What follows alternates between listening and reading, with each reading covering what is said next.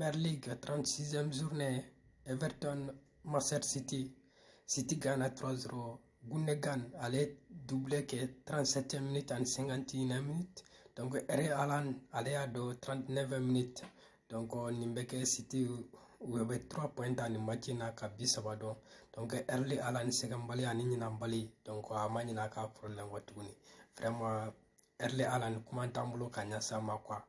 Aka première saison aka adaptation na dron ay record nunu be bati donc hakna tay mo Erling Haaland ka kula donc ni attaquant ba nunu ba banga ku ka record be da bola donc de Thierry Mohamed Salah krikata Drogba nunu be ka record be danger la parce que ninja mano Erling Haaland donc ni ale mana bolon tanga ma ale don nana bidon de kama bibe don chiko aba aka don dron donc ni ne tuma bala